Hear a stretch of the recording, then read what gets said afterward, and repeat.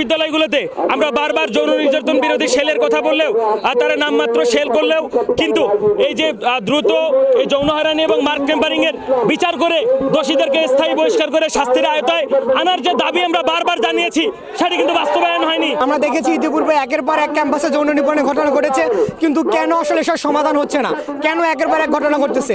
প্রশাসন শুধু তদন্ত কমিটির মতো সীমাবদ্ধ থাকে, কিন্তু তদন্ত কমিটির পর যে একটা দৃষ্টান্তমূলক শাস্তি দেয় সেটা আসলে কোনোভাবে আমরা দৃশ্যমান কোনো পদক্ষেপ দেখতে পাই না।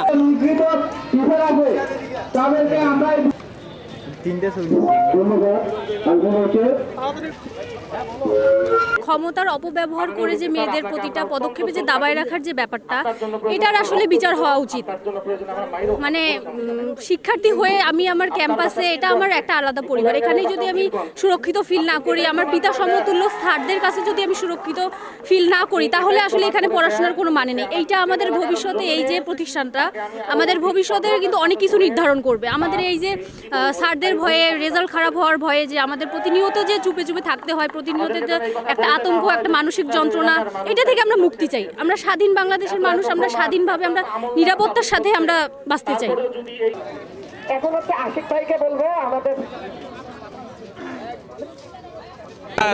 তাদের এহেন কর্মকাণ্ড তারা প্রতিনিধিত্ব করে যাচ্ছে। আর আমাদের প্রশাসনের কাছে আমরা এটা ধিক্কার জানাই, তাদের প্রচেষ্টা শুধুমাত্র তদন্ত কমিটি গঠন পর্যন্ত, এর পরবর্তীতে একটা দৃষ্টান্তমূলক শাস্তি গঠন দিতে হবে। যৌন হয়রানির দায়ে বিশ্ববিদ্যালয়ে শিক্ষক জড়িত হচ্ছে, অত্যন্ত দুঃখের বিষয়। আমরা চাই বিশ্ববিদ্যালয়ে নারীরা তাদের মেধা মননশীল থেকে সুন্দরভাবে পরিবেশে পড়ালেখা করবে এবং তাদের জ্ঞানের আলো ছড়াবে। কিন্তু খুবই লজ্জাজনক, সেই ক্যাম্পাসের জন্যও বটে, সেই টিচারদের জন্য বটে এবং ডিপার্টমেন্টের জন্যও বটে। তো এগুলো যদি কোনো বিচার না হয় তাহলে মানে এগুলোকে সবসময় মানে প্রমোট করাই হচ্ছে, সবসময় দেখা যাচ্ছে, এবং এটা আসলেও কোনো মানে ভালো কোনো কিছু বয়ে আনবে না। প্রশাসনের কাছ থেকে না পাই তাহলে তো হবে না। দেখা গেছে 30 দিন আমি শুধু ভাবছি আমি সুইসাইড করবো, অথবা ভাবছি যে যৌন হয়রানি এটা শুধু হচ্ছে ফিজিক্যালি